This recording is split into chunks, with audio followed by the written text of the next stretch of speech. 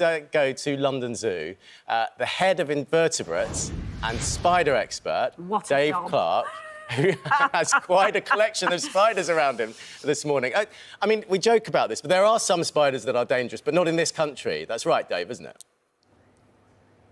Well, only just. I mean, the thing is, there are a lot of different species of spiders. Do you know how many? I mean, it's nearly 50,000 species worldwide, and really only about 4 have got a nasty bite. So that is a very tiny proportion. The vast majority are not going to do you any harm at all, and spider bites themselves are very rare. Can I just say, it was very biased statements early on about spiders. They're lovely things. They're just misunderstood. That's the big thing. And your son is spot on. Is he? And I'm with him. Yeah, I'm with him too. So what have you got there, Dave? So, yeah, sorry if people got a bit of a shock with this big spider straight away. I thought it'd be nicer if you could pan to it and warn people first, because we do help treat people for arachnophobia. But this is Millie, and she is a red-kneed spider from Mexico, and she is rather gorgeous, I think. She's just one of the biggest spiders in the world, and one of the friendliest as well, because they don't mind being handled. And we use them here to help people get over their fear of spiders in our friendly spider program.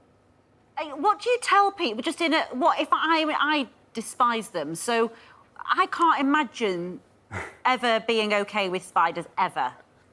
Do you know what? I think you can despise a person, but it's still not a good idea. But you can't really despise a different species, OK? They are very different from us, and that's what makes them fascinating for me. I don't think you can... It's not really fair to hate spiders. They are just very different. They're doing a different thing. But the thing is, although they look weird to us, they very rarely cause us any problems. And there's the positive side, which I'm sure you all know, about them eating pest creatures like flies, which spread disease to humans.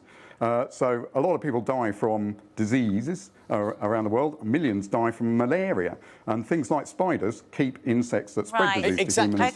Exactly, Dave. I agree. That flies are dirty, spiders are clean, and spiders kill flies. Right, you're doing Yusuf Rafiq's job here. That's so right. we're going to talk to zoologists. Flies are important too, but... Oh, God, flies are important too now, Dave. There's no stopping him this morning. I would always kill a fly. Thank you, Dave. Stay there with us anyway. And zoologist and wildlife presenter Yusuf Rafiq loves spiders, apparently. And you think they're cute, I mean, really. But also, we have more my kind of chap, Miles Stevenson. Morning, mate. You hate spiders. Apparently, you killed 6 yesterday. Clearly, being in the jungle didn't help you get over your arachnophobia. Miles, tell me why you agree with me and why us murderers are not really that bad. I mean, we are pretty bad. I don't agree with killing them. I just do it because I'm scared of them. Basically, the reason why I took out 6 of them yesterday is because in my music studio at home, there's like a nest of spiders. I don't know where they come from. I leave all the doors shut every day. When I leave the studio, I leave the door shut, but they still seem to come through. I don't know, maybe holes in the ceiling where the light fixings are. And yeah, there was a lot of it. There was more than 6 yesterday. I ended up just taking the Hoover.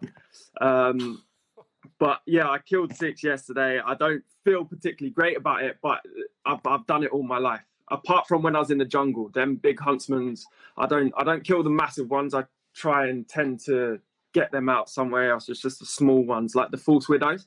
Yeah, but luckily in the jungle, you didn't have any trials with spiders, did you? I know, right? They missed the trick there, didn't they? I know, they gave them all to Jack. Amazing. So Yusuf, let's bring you in. I mean, you hear of Miles killing 6 spiders yesterday. What do you think, and why should we be protecting them?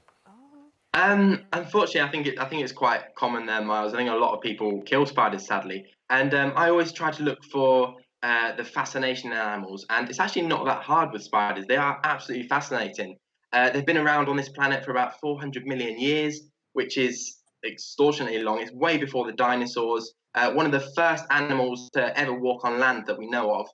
So they've been around for a long time. And in that sense, they deserve our respect. And you could also argue that they have more right to be here than we do.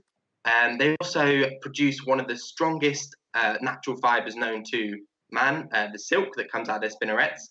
And interestingly, they can actually make different types of silk depending on the purpose. So they produce sticky silk to catch their prey in webs, and they can produce a finer silk to wrap up their prey.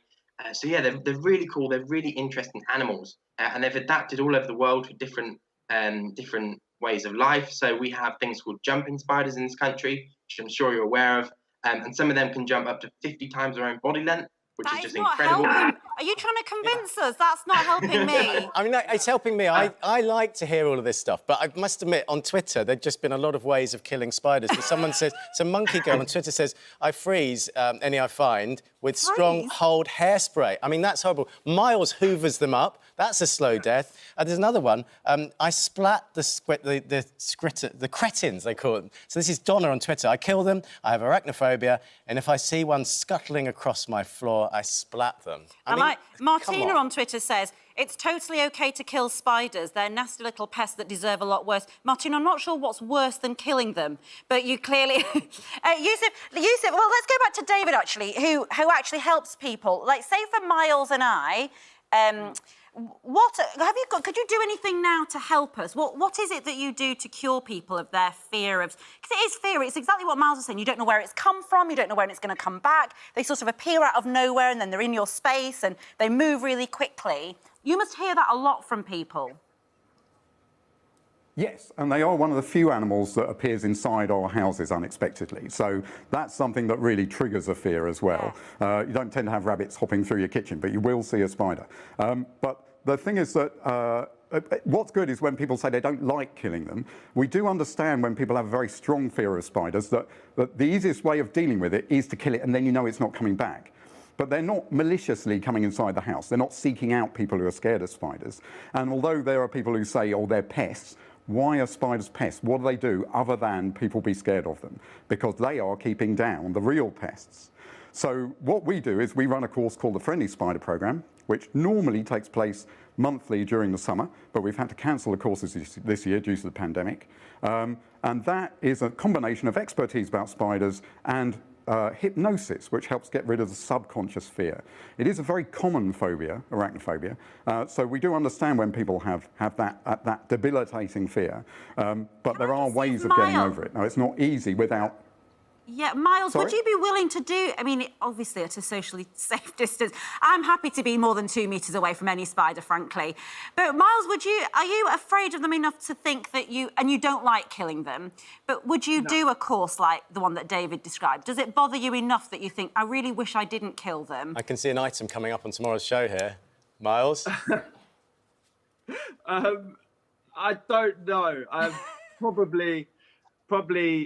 Probably not. It's just something that I don't care passionately enough to actually go and attend to, which is poor from me. But I don't care passionately enough about it at the moment. If I had a bit more free time and obviously the pandemic wasn't around also, then yeah, definitely I would.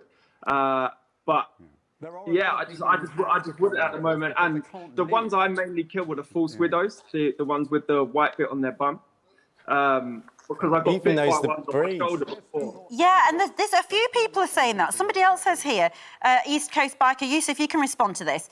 So it says, the only one I will kill is a false widow. I got bitten on my neck last year and it took ages to heal and left a scar. So what is the spider? I mean, that's a bit nasty, isn't it, that you can be left with quite a scar from what is quite a common spider in this country, Yusuf? Yeah, I mean, that is nasty, as you say. It's a very rare scenario.